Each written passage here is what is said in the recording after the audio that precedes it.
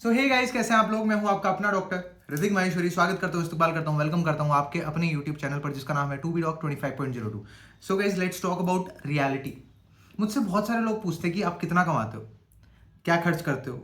तो D code कर देते हैं आज इसे। और मेरा तुम लोगों से एक बेसिक, तुम लोगों से मेरा मतलब है कि जो नॉन मेडिकल लोग हैं या जो पेशेंट्स हैं उनसे एक शिकायत है थोड़ी सी। शायद तुम लोग इसके बाद मुझे पसंद नहीं करोगे, बट बोलना था तो मैंने सोचा बोल देता हूँ। तो basically what I want is कि आप मुझे सुनो। तो चलते हैं, आगे चलते हैं। तो सबसे पहले तो मैं एक इंटर्न डॉक्टर हूँ। मैंने अपनी MBBS government medical college Kota से ही की है। एट प्रेजेंट जो इंटर्नशिप की सैलरी है वो आपकी वेरी करती है 10,000 से लेकर 40,000 तक।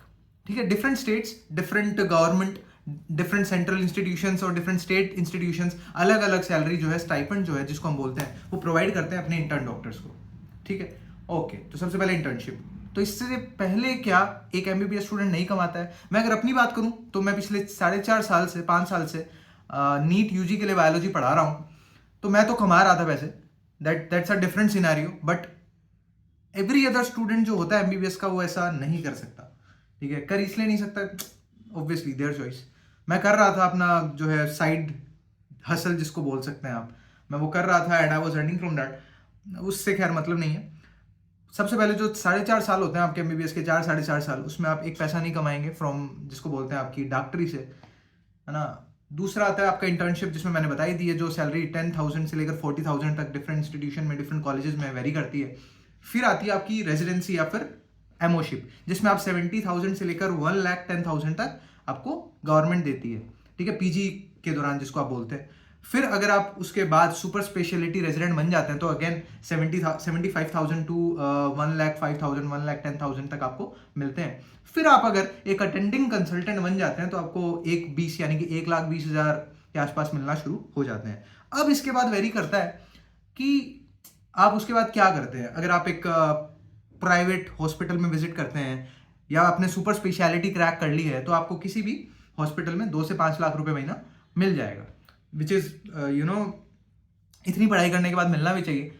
और अगर आप अपना हॉस्पिटल खोल लेते हैं तो, या फिर अपना क्लिनिक, या फिर आपका नाम बहुत ज़्यादा है तो फिर तो आप कितना भी कमा सकते हैं। देर आर डॉक्टर्स जो 20-25 लाख रुपए महीना भी कमा रहे हैं, बट उनका नंबर काफ़ी कम है, क्योंकि वो आप 40 की उम्र में जाके अचीव करते हो। By the end of super speciality आप हो जाते हो 30 to 33 ईयर्स के। वो भी तब जब आपने सारी चीज़ें एक ड्रॉप या फिर एक साथ निकाली है ना। 1 साल किसी में एक्स्ट्रा लगाया नहीं है, या फिर लगाया है तो उसको फिर कंप्लीट कर लिया 1 साल के बाद। तो ये बेसिकली आपकी अर्निंग्स रहती है।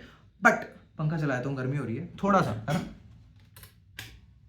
चलिए, तो बजट थोड़ा कम है वीडियो का, इसीलिए पंखा वंखा चलाना पड़ रहा है। यार एसी चला सकते थे, एसी भी अपने पास, ऐसी बात नहीं है, अफोर्ड कर लेता है अपन एसी। ठीक है, तो बेसिकली यही जो है मैंने कमाया अपनी एमबीबीएस की साइड हसल से। नहीं, ये अपनी मैंने एमबीबीएस से कमाया है ना। साइड हसल तो वो तो फिर वेरी करती है हर एक इंसान के ऊपर। नेक्स्ट अपना आता है कि वाई, मुझे पता है क्या प्रॉब्लम है, वीडियो में क्यों बना रहा हूँ ये मैं तुम्हें बताने के लिए नहीं बना रहा हूँ कि मतलब कितना एक डॉक्टर कितना कमाता है। ये वीडियो में इसलिए बना रहा हूँ कि भाई पता नहीं लोगों को क्या दिक्कत है जब एक डॉक्टर पैसे कमा रहा होता है। मेरा अगर कोई फ्रेंड IITN है, अगर उसका 50 लाख का पैकेज लगा तो क्या बात है, क्या बात है, तू IIT से तेरा लगना ही था। CA है तो अच्छी बात है, कमाना ही चाहिए तुझे पैसा। अपना बिजनेस यार तुझे पक्का डेफिनेटली कमाना चाहिए। बट कोई डॉक्टर कमाए तो वो लूट रहा है क्या पैसे तुमसे? नहीं यार, ऐसा नहीं होता है।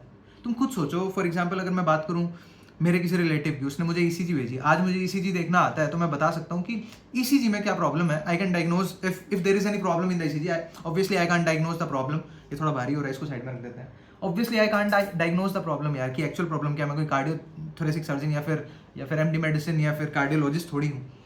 ठीक है, दूसरी चीज़ वो मुझे एक्सपेक्ट करता है मुझे भेज करके बता देगा और इसमें क्या चीज़ है। यस, कुछ चीज़ें बता पाता हूँ, कुछ चीज़ें नहीं बता पाता, क्योंकि अभी बहुत सारी पढ़ाई बाकी है। तुम्हें पता है एक हार्ट अटैक जिसको तुम बोलते हो, एक MI मायोकार्डियल इन्फार्क्शन को समझने में डॉक्टर को कितने साल लग जाते हैं।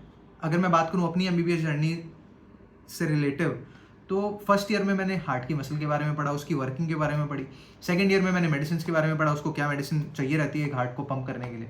थर्ड ईयर में मैंने उससे रिलेटेड डिजीज़ की पैथोफिजियोलॉजी पढ़ी, माइक्रो ऑर्गेनिजम्स पढ़े। फोर्थ ईयर में आते आते मुझे पता लगा कि how pathophysiology and treatment can be related to each other. मुझे 4 साल लग गए हार्ट की फंक्शनिंग को समझने में। समझ में आ रही है तुम्हें बात? 5वें साल में मैंने देखा कि हाँ, ये चीज़ें अप्लाई कर सकते हैं इस तरीके से। उसके बाद मैंने पीजी करी एमडी मेडिसिन, अगर मैं एमडी मेडिसिन करता हूँ तो, जो कि मैंने अभी डिसाइड नहीं किया कि मैं क्या करूँगा, मतलब अपनी पीजी की ब्रांच में क्या चूज़ करूँगा।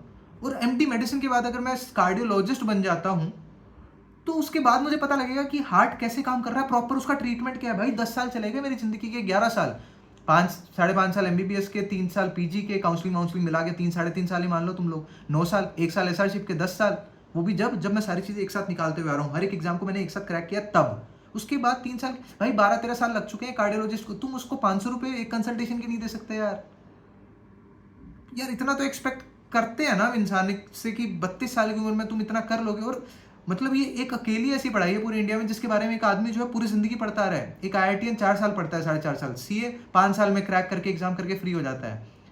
कोई भी गवर्नमेंट एग्जाम है उसको क्रैक करके वो फ्री हो रहा है। IAS की भी इतनी लंबी पढ़ाई नहीं है यार।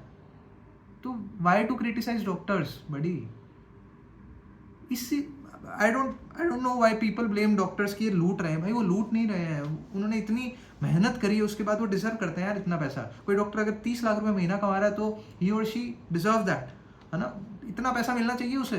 इतने 10 साल लगा दिए उस इंसान ने यार, 25 लाख रुपए साल के is a very small amount for him और हर। इवन इनफैक्ट अगर 50 लाख भी कमा रहा है तो it's a very small amount, ठीक है। तो ये चीज़ें ब्लेम करा बंद करो यार, मतलब मत करा करो ऐसे कि डॉक्टर तो लूटते हैं। डॉक्टर नहीं लूट रहे हैं, डॉक्टर ने 10 साल दे दिए भाई, तुम खुद सोचो। इवन इनफैक्ट मेरे पेरेंट्स भी यही सोचते थे पहले, जब तक मैं डॉक्टर नहीं बना था। नाउ दे थिंक कि डॉक्टर शुड अर्न। उनका अपना सेल्फिश वाला प्रोस्पेक्टिव है उस चीज़ में, पर्सपेक्टिव उस चीज़ में। But I don't think so कि कोई प्रॉब्लम है किसी डॉक्टर के अर्न करने में। शायद, मुझे नहीं पता, तुम लोग मेरी बात को अपोज करोगे या फिर, आई नो ऑर्गन बेचना बुरी बात है बट कमाना बुरी बात नहीं है। If a doctor is good at his और हर जॉब तो भाई क्या दिक्कत, क्या अगर वो रोज जाने बचा रहा है, वो कार्डियोथोरेसिक सर्जन या न्यूरोलॉजिस्ट या वो एमडी मेडिसिन या वो सर्जन बचा रहा है जाने, तो उसको क्या दिक्कत है भाई पैसे देने में। पैसे तो कमाने चाहिए ना, इतना तो वो डिजर्व करता है वो इंसान, जब वो अपना काम भी ईमानदारी से कर रहा है। भाई ऐसा भी नहीं है कि वो कमीशन, अच्छा तुम्हें क्या लगता है कमीशन पे दवाइयाँ लिखते हैं? नहीं भाई, ऐसा नहीं होता है। अगर वो इंसान किसी बीमारी को ठीक कर रहा है, फॉर एग्जाम्पल अगर मैं बात करूँ कोटा के कुछ फेमस फिजिशियंस, कुछ फेमस सर्जन्स की, तो भाई if they are earning much, they are earning huge, तो भाई दे डिजर्व दैट। 30 साल पढ़ाई करके कोई आदमी पसंद नहीं करेगा 2 लाख रुपये महीना कमाना, ठीक है। तुम भी नहीं करोगे अगर तुम्हें रोजाना किताब देखनी पड़े। अगर एक महीना ट्रीटमेंट नहीं देखा तो भूल जाओगे तुम फॉर श्योर, चाहे तुम कितने भी बड़े डॉक्टर हो। तुम्हें चीज़ें रिवाइज करनी पड़ती है एवरी अदर टाइम, है ना, एवरी अदर मोमेंट। तो ये बोलना बंद करो यार। That's all for today. So इसी तरीके के मैं अपने सोच रहा हूँ कि रैंट्स कंटिन्यू रखूँ। I don't know if you guys are going to like it और not, but I definitely like my YouTube videos. That's it. तो सब्सक्राइब फॉर मोर, एंड ऐसे ही मेरा रोना सुनने के लिए आते रहिएगा 2BDoc 25.02 पे। Bye bye.